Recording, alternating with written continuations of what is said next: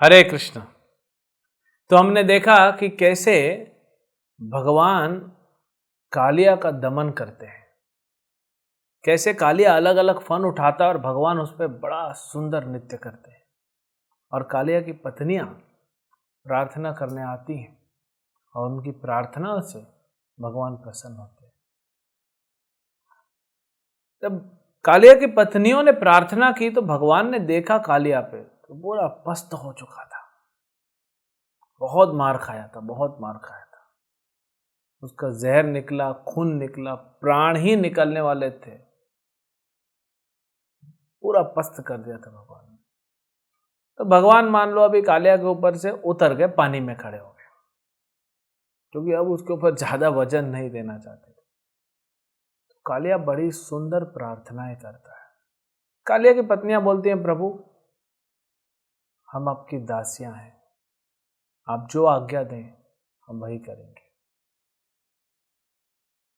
लेकिन बस ये इच्छा रखते हैं कि आप हमारे पति को, आपने कृपा तो दी है, उसको माफ कर दीजिए।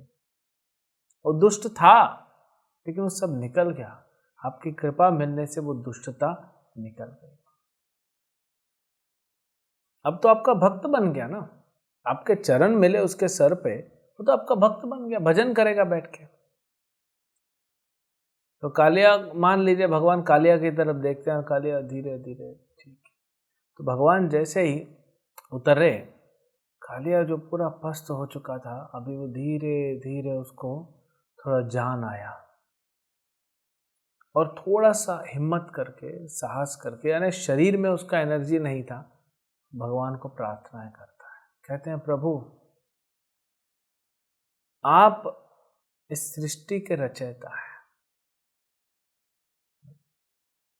और आपकी सृष्टि ऐसी है कि आपने जिसको जो स्वभाव दिया है वो रहेगा। जैसे ये हमारे पूर्व जन्म पे आधारित होता है। यानी कालिया कहना चाहता है, प्रभु आपने मुझे सांप का जन्म दिया,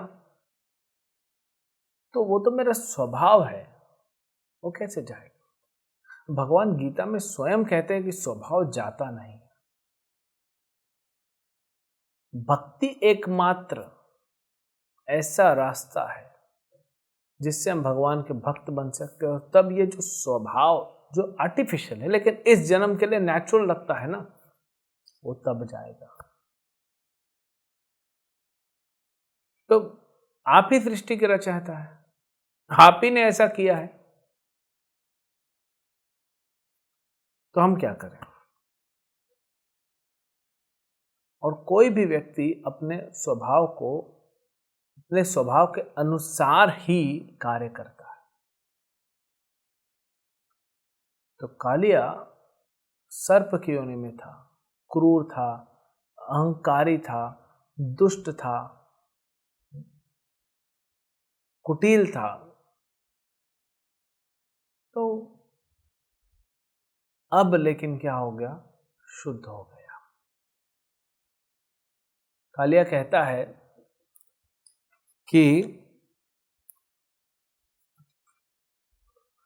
अब प्रभु जो मेरा स्वभाव था मैंने किया, अब आप तो स्वामी हैं, आप जो करना चाहे वो कीजिए। आप हमें दंड दें, दंड देना चाहते हैं दंड दीजिए, मतलब दंड तो मिला था, अब मृत्यु देना है मृत्यु दे दीजिए। आपको हमें कृपा देना है, आप कृपा दीजिए। तो कालिया को तो दोनों मिला था, मृत्यु नहीं दिया भगवान ने, उसको दंड भी दिया और कृपा भी दी, दोनों एक साथ दिया ना। क्योंकि भगवान का दंड और भगवान की कृपा सेम है। काफी लोग आज भी कहते हैं कि महाभारत में तो कृष्ण ने इतने लोगों को जो है युद्ध करा के उनको मृत्यु दे दिया, मरवा दिया आपस में लड़ा के। भगवान के सामने मृत्यु हो रही। भगवान गीता में कहे कि मृत्यु के वक्त जैसा भाव होगा, यम यम वापि स्मरम भावम त्यजन्ते अन्ते कलेवरम तम तम एवेति कौन्तेय सदा तद भाव भावितः। जैसा आपका भाव होगा वैसा आपको अगला शरीर मिलेगा। यहाँ तो भगवान के सामने मृत्यु हो रही है, भले मारा और कोई, लेकिन भगवान को देखते देखते शरीर छोड़ रहा है। और क्या चाहिए? उच्च गति को प्राप्त करेगा। और भगवान ने उद्धार किया उन लोगों का, तो फिर कालिया का क्यों नहीं करेंगे? फिर प्रार्थनाएं करते हैं और कालिया की प्रार्थना सुन के भी भगवान बड़े प्रभावित होते हैं। सुखदेव गोस्वामी कहते हैं कि भगवान ने जब प्रार्थनाएं सुनी तो उपदेश दिया कालिया को। क्या उपदेश दिया? कि तुम अभी के अभी इस यमुना को और इस ब्रज भूमि को छोड़ के चले जाओ। ये तुम्हारा स्थान नहीं है। तुम्हारा स्थान तो समंदर की गहराइयां हैं। ये छोटा छोटा नदी में, तालाब में तुम्हारा क्या होने वाला है? और ये जो नदी है यमुना, ये मेरे भक्तों के लिए छोड़ दो। ये यहाँ की गायों के लिए और यहाँ के लोगों के लिए ये तुम छोड़ दो। यहाँ का पानी इनके लिए है, तुम समंदर में जाओ। अब अद्भुत, यहां पे सुखदेव गोस्वामी बोलते हैं ये अद्भुत कारनामा भगवान का। क्यों भाग के आया था कालिया? क्योंकि कालिया तो रमणीक द्वीप में रहता था। रमणीक द्वीप में नाग रहते हैं, तो गरुड़ जी आते थे और एक नाग को लेके चले जाते थे, खा लेते थे। तो फिर ये नाग लोगों ने सब सोचा कि हम भगवान के इस अवतार को, भगवान के भक्त को, भगवान के ही शक्ति है वो, उसको कुछ कर नहीं पाते, कोई देवता भी हाथ नहीं डालेगा।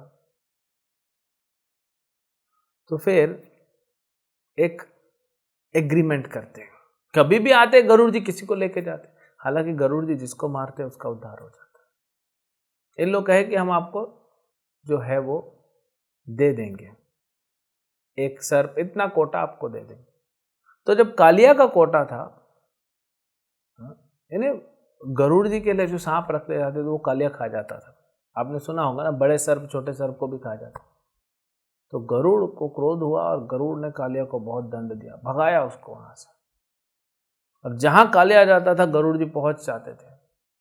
और मरने ही वाला था कि उसने सुना कि यहां पे गरुड़ नहीं आएंगे।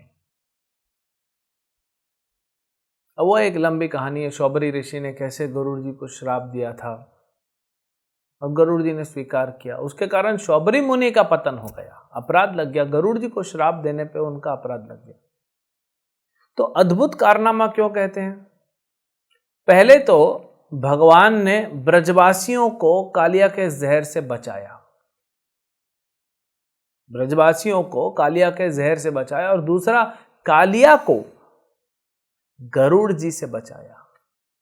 भगवान ने कहा कालिया तुम जाओ द्वीप में, तुम सागर में जाके रहो, मैं तुम्हें ये गारंटी देता हूं कि गरुड़ जो है वो तुमको कुछ नहीं करेंगे।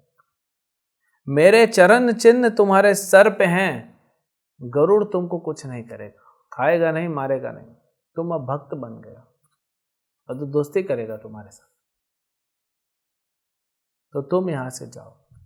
और फिर भगवान कहते हैं कि कालिया जो मैं तुमको ये उपदेश दे रहा हूं कि तुम यहां से जाओ और द्वीप में रहो, यमुना छोड़ के जाओ, ये उपदेश का कोई स्मरण करेगा, मतलब ये जो कालिया दमन लीला है इसका कोई स्मरण श्रवण कीर्तन करेगा सवेरे और शाम को, उसको तुमसे कोई खतरा नहीं होगा।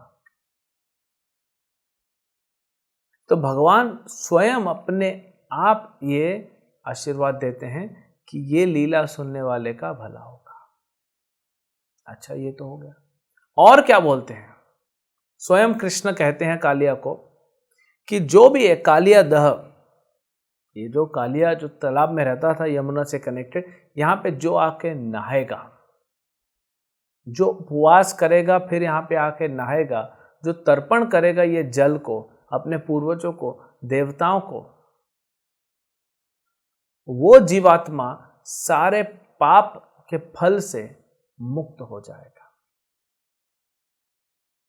तो कभी भी आप वृंदावन जाइए, कालियादह वृंदावन परिक्रमा मार्ग पे है, इस्कॉन से ज्यादा दूर नहीं, वहां पे जाइए और अपने आप को शुद्ध कीजिए। ये तो कहीं भी जाएंगे आप, किसी भी यमुना में भी नहा लेंगे तो शुद्ध हो जाएंगे। लेकिन परेशानी क्या है हमारे साथ? परेशानी ये है कि हम जब वापस आते हैं अपने अपने घर में, शहर में, फिर पाप में लग जाते हैं। वो परेशानी होती है। हम करें क्या आके? हम शुद्ध हो जाते हैं, फिर आके अशुद्ध हो जाते हैं। अब बार बार तो आप साल में 1 बार 2 बार 3 बार वृंदावन जाएंगे, लेकिन अगर ये लीला का सिर्फ स्मरण करेंगे, पठन करेंगे, इसको पढ़ेंगे भागवतम में, इसका श्रवण करेंगे, इसका कीर्तन दूसरों को बताएंगे, तो भी आपका उद्धार हो जाएगा। और अगर ये करते रहे, भगवान का जो भक्ति है इसके अलग अलग अंग हैं। कुछ भी करने से, भगवान के लीला, भगवान का नाम, भगवान का गुण, ये सुनने मात्र से, ये कहने से आपका हृदय शुद्ध होता जाएगा। हमको पाप से तो मुक्त होना है, पाप के फलों से मुक्त होना है। भगवान गीता में कहें, अहम तो हम सर्व पापेभ्यो, मैं आपको आपके जितने भी पाप के फल हैं उनसे मुक्त करूंगा। लेकिन हमको क्या करना चाहिए? हमको पाप के फल से मुक्त तो होना चाहिए, लेकिन जो पाप करने का फैक्ट्री हमारे हृदय में है, क्योंकि जैसे ही पाप के फल से मुक्त होते हैं हम फिर पाप करना चालू कर देते हैं। खाली खाली लगता है हमको, हल्का हल्का लगता है, फिर पाप कर लेते हैं। तो वो बार बार पाप न करें, वो कैसे खत्म होगा? वो भगवान की भक्ति से होगा। अब भक्ति बड़ी सरल है। हरे कृष्ण कृष्ण कृष्ण हरे हरे, हरे राम राम राम हरे हरे। हरे कृष्ण महामंत्र का जप करें, गीता भागवतम पढ़ें, दूसरों को सुनाएं, भगवान का कीर्तन करें। 4-5 आपके परिवार के सदस्य ही साथ में आ जाएं, ताली बजाते कीर्तन करेंगे। चैतन्य महाप्रभु ने स्वयं बोला कि आपको जो आनंद मिलेगा, शुद्धिकरण भी होगा। भक्ति का मार्ग ऐसा है जो हृदय को शुद्ध भी करता है और आनंद भी देता है। केवल आनंद कंद, भगवान को भोग लगा के प्रसाद खाइए, आनंद ही आनंद है। तो कालिया को भगवान ने यहां से भगाया और स्वयं जैसे ही कालिया गया, ये पूरा एरिया यमुना का पवित्र हो गया, शुद्ध हो गया। अब भगवान जब कूदे थे तभी शुद्ध हो गया था, कालिया भी शुद्ध हो गया था, अरे जल भी शुद्ध हो गया था। कालिया को छू दिए थे, वैसे ही कालिया शुद्ध हो गया। और जल कौन सा अशुद्ध रहने वाला है? भगवान को छुआ है वो जल ने। भगवान जब उसमें कूदे ऐसे ही शुद्ध हो गया। अब फिर भगवान आए, माता यशोदा, नंद बाबा, इनको अब थोड़ा राहत मिला, सबने कृष्ण को गले से लगाया और फिर वो अपने। तो कालिया जो है वो क्या, हमारे अंदर हृदय में जो अनर्थ हैं, जो असुर बैठा हुआ है, कालिया नामक असुर, वो क्या है? यह है अहंकार। हमारे अंदर अहंकार भरा, ईर्ष्या है। हम सह नहीं सकते कि दूसरा हमसे आगे बढ़े। हम ये सह नहीं सकते कि कोई व्यक्ति वो प्राप्त करे जो मैं नहीं प्राप्त कर सका। एक तो है कि आपका कुछ ले ले, दूसरा अगर आप नहीं प्राप्त कर सके तो दूसरा भी प्राप्त नहीं करना चाहिए। ये ईर्ष्या होता है, ये संसार में ईर्ष्या है। और अगर मान लीजिए आपको वो मिल गया जो दूसरों को नहीं मिला, तो अहंकार बढ़ता है, हमारा क्रूरता बढ़ती है, तो हम बहुत क्रूर हो जाते हैं। वो हैं क्रूर। कालिया कितना समझदार था, जब उसको दंड मिला प्रणाम किया, प्रभु मैं थक गया, मुझे समझ में आ गया, अब मुझे आप माफ कीजिए। और उसके बाद कभी नहीं किया आज तक। लेकिन हम ऐसे हैं कि हमें प्रकृति से हमें तीनों क्लेश मिल रहे हैं, आध्यात्मिक, आदि भौतिक, आदि दैविक। हमारा शरीर तकलीफ दे रहा है, हमारा मन तकलीफ दे रहा है, दूसरे लोग हमको तकलीफ दे रहे हैं, देवताओं से तकलीफ आ रहा है, प्राकृतिक तकलीफ आ रही है। तो एक कीड़े होते हैं टिड्डी, आते अफ्रीका से, आए अभी, अरे जो खेत खलिहान मनुष्य के लिए खेती उग रही थी, आके खा के चले गए। कहा जाता है एक टिड्डी एक दिन में अपने से 5 गुना ज्यादा वजन का खा लेता है। वो आके खा जा रहा है आपका, आप क्या कर सक रहे? कुछ नहीं कर सक रहे। एक वायरस जो दिखता भी नहीं है आके मृत्यु देके जा रहा है। ये वही हिसाब ले रहा है जो हमारे हृदय में बैठा हुआ है ना, कालिया नामक सांप, तो दूसरे के ऊपर क्रूर है। ये भगवान प्रकृति के द्वारा हमसे हिसाब ले रहे हैं।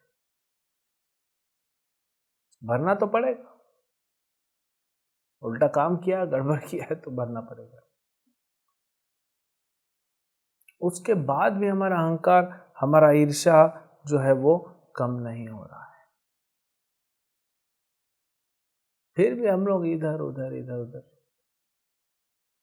एक क्रूरता छोड़ के, ये भी कहा ना कालिया की पत्नी ने, कालिया की पत्नी ने, कि पहला तो ये तपस्या किया, दूसरा सम्मान दिया, तीसरा हित के लिए, जगत के कल्याण के लिए इसने किया।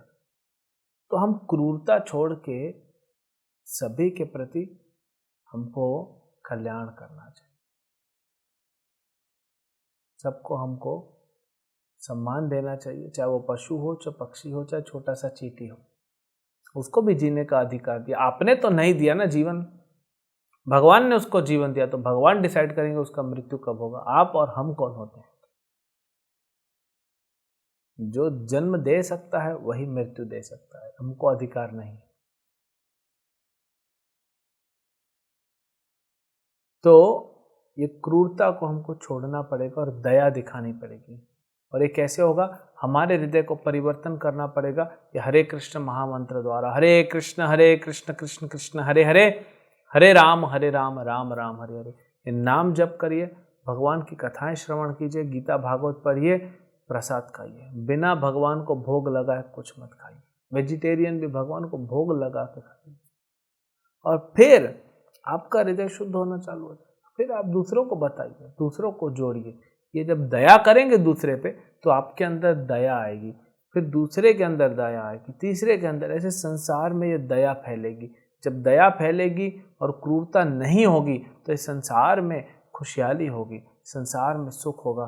भगवान इस संसार को ऐसे नहीं बनाना चाहते थे, हमने ऐसा इसका गति कर दिया है, अपराध कर करके, पाप कर करके।